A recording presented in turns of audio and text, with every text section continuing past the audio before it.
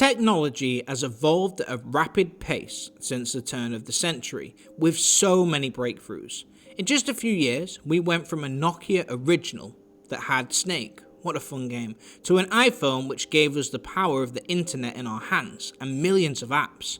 Video games went from simple entries like Pong to open world games with lifelike visuals in so many titles.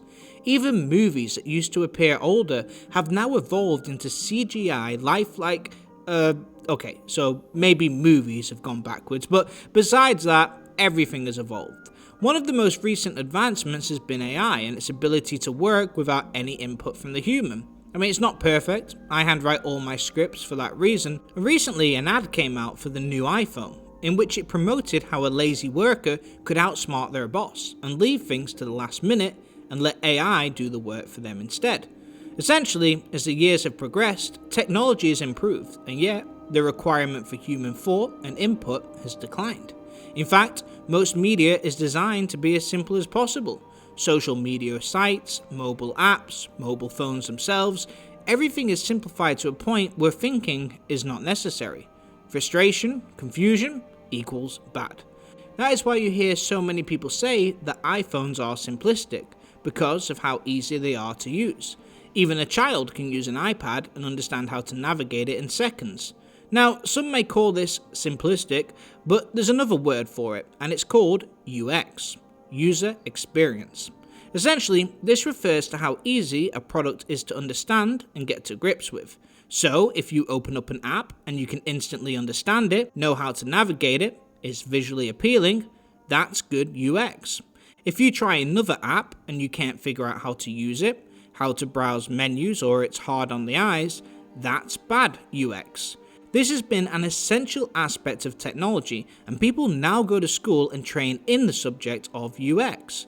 People make the product, technology, and then this professional will come in to make sure that it will be easy to understand and use for regular people. User-friendly. In most areas of life, this makes sense. The easier something is to understand, the more people can use it, which naturally means more money for the company. But there is one area where this topic has become more of a problem than a benefit. In video games. You see, in video games, we've seen a pattern of games becoming more prettier, better structured, and easier to understand. There is less frustration, but alongside that, we've also seen a decline in actual enjoyment and fun. The reason why people play video games. You want your experience on the phone to be easy and efficient. The quicker that I can figure out how to call my friend from the phone, the better. The less frustration, the better, as I'm trying to complete a task. However, in video games, that's not always the case. You see, since the beginning of video game history, frustration can sometimes be a good thing. It creates a challenge. Tetris was hard as heck, and so was Space Invaders. The original Mario was a blast, but you died more times than you could count. It was ruthless. Games are full of puzzles that gamers spend hours trying to figure out. Some games make you grind for hours repeating the same activities. None of these things are good UX.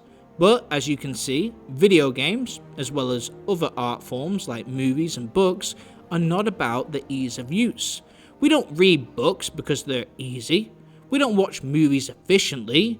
We interact with these arts because it stirs up emotion, and unfortunately, emotion is sometimes created by conflict, frustration, and then the payoff.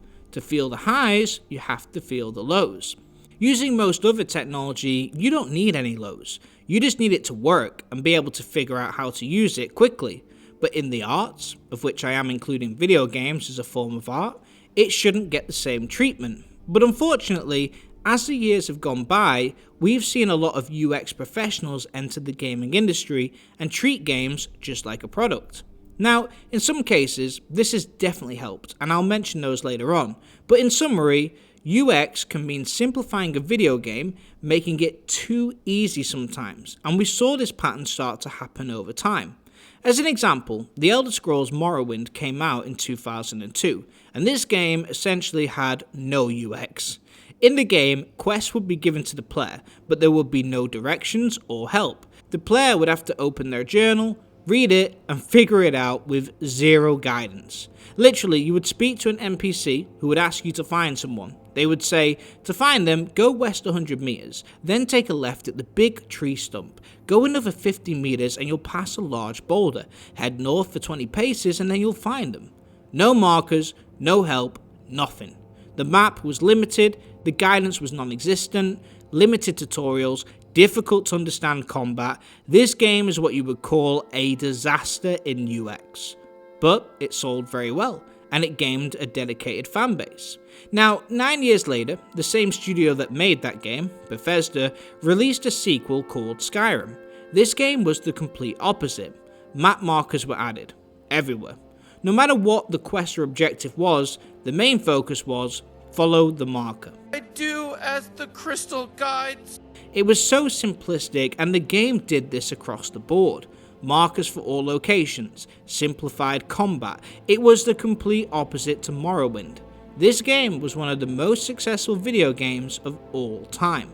After this game, the industry would continue to go in that direction. Now, just before I give examples on how this influenced other games, just a quick word from today's video sponsor, Instant Gaming, and they save you money on video games. Due to the fact they get their keys directly from the source, they're able to offer games for far less than retail value. They have over 700,000 reviews on Trustpilot and have a 4.7 out of 5-star rating, so they do what they say. For example, you can get Kingdom Come Deliverance 2, normally £60, here for just $38.46, or the new Monster Hunter Wilds, which is normally £70, here for just $39.43. Or what about the new Adamfall, normally £70, here for just $29.57. You buy a few games through Instant Gaming, and in the long term, it saves you a lot. That way you can have extra money to get other games. And it's super easy to use. You pick your game, pick your platform, make your purchase, and you get your code. Enter your code in on your preferred system, and voila, there it is, ready to go. So if you want to save money on video games, whilst also supporting the channel, click on the first link down in the description. And thank you again to Instant Gaming for sponsoring today's video. Anyway, let's get back to it. So to give another example of UX, I'll use Assassin's Creed. Now, these original games would give you the ability to climb things, but you had to spot the climbable objects. You had to use your intuition and keep an eye out.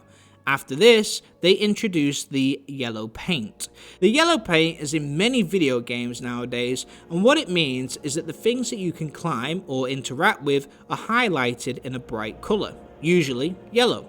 So many games have adopted this technique.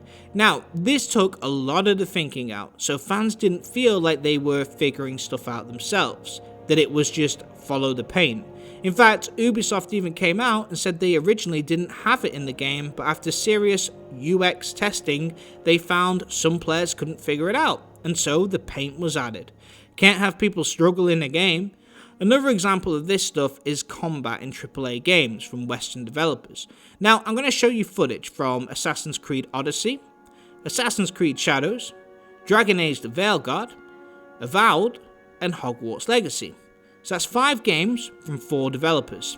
Do you notice any patterns? Yellow means block. Red means dodge. So you don't need to study your opponent or the enemies. You just look out for the symbols and press the required button, block or dodge. Now, this led to less frustration, but again, it made the games boring and repetitive. There's no challenge, and as a result, no matter what type of enemy you fight, every fight feels the same. You don't even look at the enemies, you don't need to. Exploration got the same treatment from video games, with most maps being filled with markers, so the players know where the things are. So players no longer needed to actually explore or look for stuff. The game just showed you where it was. Little objective boxes were added so you knew how much stuff you had to do in an area. Add to this, many games copied the markers from Skyrim. I mean, look at this from Dragon Age the Veilguard. It literally shows you where you need to go in each little room. Again, to minimize frustration of having to find it yourself. In fact, do you remember how I said some games had puzzles that took a while to figure out, that players had to think? Well, games like Dragon Age the Veilguard would tell you the answer.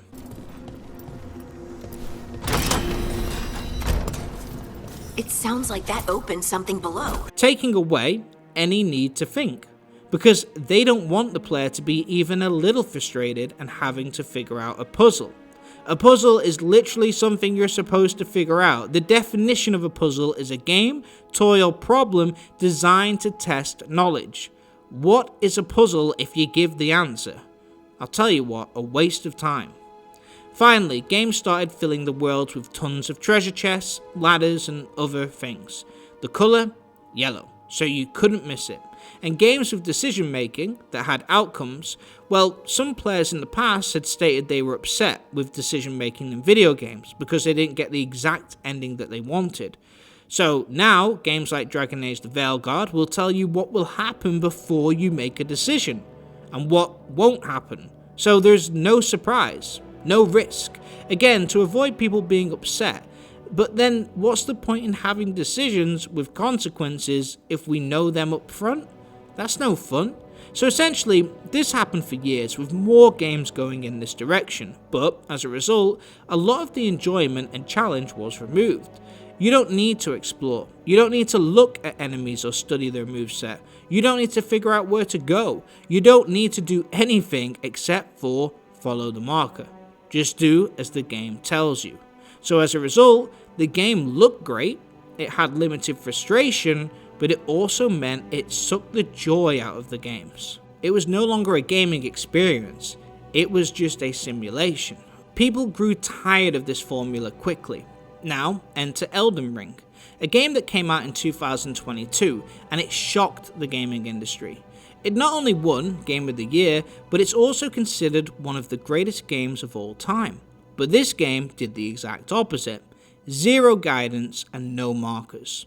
No indications on the map. No combat assistance, meaning you had to study your enemies. Chests were hidden, and there was no hand-holding at all, and you died a lot. The game was hard, and the game never told you if you were fighting enemies above your level. They just let you suffer and figure it out. This is, in the school of UX for video games, an absolute disaster in design. But the game outperformed all those other games that did have better UX. In fact, it shocked so many people that even Ubisoft devs took to Twitter to explain how dumbfounded they are. They even said, "The fact that Elden Ring scored a 97 on Metacritic is proof that reviewers don't give a poop about game UX. My life is a lie." But not only did reviewers give it a good score, but so did fans. And then, Game of the Year for the following year was Baldur's Gate 3. This game was complicated, difficult to navigate, it took time to figure out. It again went against the grain with the UX design, and yet it's considered a masterpiece. And it was a difficult game. But the list goes on. But what it all comes down to is that players grew tired of the UX model design. By taking away any thinking, any frustrations, any challenge, not only does it make it less frustrating, but it also ruins the experience. Games are supposed to challenge players. The fun in exploration is exploring. The enjoyment in puzzle solving is solving. The excitement in finding treasure is finding it. The thrill of combat is by actually fighting. In their attempt to make the game as user-friendly as possible, they took away a lot of the enjoyment, and what you're left with is a soulless husk of a game that feels more like a chore than an adventure. You're not creating your own story, you're just doing what they tell you. A to-do list. No player freedom, no thinking outside the box, just do as the marker commands. And ironically, games that followed this pattern tend to underperform, review badly, and the studios keep going out of business. Those that trust player intelligence and let players figure stuff out themselves, so the opposite, they're thriving right now. Writing has also declined as well due to similar methods, but that's for another video entirely. But let's get to the point. Is UX altogether bad for gaming? Absolutely not. I'll give you a good example. Kingdom Come Deliverance 1 was an incredible game. It really followed the pattern of Morrowind in that its UX was less player focused. It focused on player freedom and letting players learn by doing, figuring it out for themselves. It sold well, but one thing that stopped it from breaking into the top games of today was its lack of UX. The menu was hard to navigate, the player was given no help, and it actually was difficult. So at the start of the game, you're weak, but the game doesn't tell you that. You need to train to become better at combat, otherwise you're awful. But the game never explicitly says this, so the players just assume they're bad at the game, or the game sucks. With lockpicking in that game, you would always fail the first time because you had a low lockpicking level. You had to practice to get better, but again, the game didn't tell you this. Players once again just assumed they sucked at the game. Anyway, the point is, due to a lack of UX, a lot of players bounced off the game, stating that it was just too hard. Then, with the recent release of Kingdom Come Deliverance 2, we see how they added additional tips to help. They have you make a potion at the start of the game to learn the mechanics, same with blacksmithing and combat. The game taught you everything once, so players stayed with the game, they settled in. But the game still let you go afterwards and gave the player freedom to figure the stuff out. They taught you how to make one potion, but not every potion. They taught you how to forge a sword, but not every sword. What had happened is that they'd managed to strike a balance between the two. They had just enough UX assistance to help the player settle and get used to the game's mechanics, but after the basics were learned, the player was left to their own devices. The first game had limited quest markers, this game had some. Just enough to keep the players on track, but not the map marker pointing at the specific objective. Again, helpful but not intruding. They struck the perfect balance, and now Kingdom Come Deliverance 2 will be a nomination for Game of the Year. User experience is important and absolutely necessary. Players should be offered support and menus should be easy to navigate. Players want games that make sense, that they can understand the basics quickly. But players also want some freedom afterwards. Moderation is key. It's about finding that perfect balance. UX is not an evil thing. It's just been overused.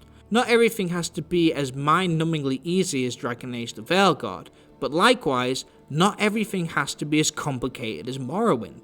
The key is moderation of both. Help players in some areas, hold their hand as you introduce them to the game, but once they're safely invested, let them go, let them fly. Sometimes studios treat gamers like children who need their parents all the time. But eventually, those kids are going to grow up one day, and you have to let them leave the nest and forge their own path. Eventually, you have to let go. You can show your player the basics, but eventually you have to trust that they'll figure the rest out and find a way to enjoy the game without you telling them how to enjoy it. Kingdom Come Deliverance 2 is the perfect example, as it had a good balance. Another option is the ability to toggle this stuff on or off. Toggle on the yellow paint, the quest markers. Let players who need the yellow paint, puzzle help, let them toggle that option on. And those that want the challenge, let them toggle it off. Kingdom Come Deliverance 2 is introducing a hardcore mode to their game, and this is the ultimate non-UX experience. It's literally a sink or swim option that is difficult, hard to figure out, and offers zero help. And the players who want that deep Morrowind Elden Ring-like challenge can pick that option, and those that still want assistance can play the regular mode. They've offered the best of both worlds with their sequel, and gaming studios the world over can learn a lot from Warhorse. But the main point is, strike a good balance. If you make a game hard with zero player help, you alienate a huge amount of potential players. But if you make it too easy, you ostracize the ones who want a challenge. The key is, as it is with everything in life, moderation. UX has improved many forms of technology, and I for one am very grateful for it. The fact that I could learn how to make videos so quickly was due to a program that I was using having a great UX. It's a vital component in today's world, but when it comes to the art of video games, don't let it become the most important aspect of game design. Having a good time will always be the most important feature, and games that overwhelm their players with too much of it will never make it into the history books or set new standards in gaming. User experience has benefited gaming greatly, and the industry is better for it. Nobody wants poor menus, difficult to use mechanics, or no help on anything. Good UX has made games better, but the overuse of it does eventually remove the enjoyment of the experience. That's the lesson to be learned. Anyway, that's it for this one, but what do you guys think? Do you also agree that too much help can hinder a game? Or do you think the opposite? What game do you consider as the perfect example? Let me know your thoughts in the comments. If you enjoyed the video, please give it the thumbs up, and if you're new here, please consider subscribing. I'm Av Gaming, where we do video game analysis, identifying what makes great games great and what could make good games great as well. Thanks for watching. Av out.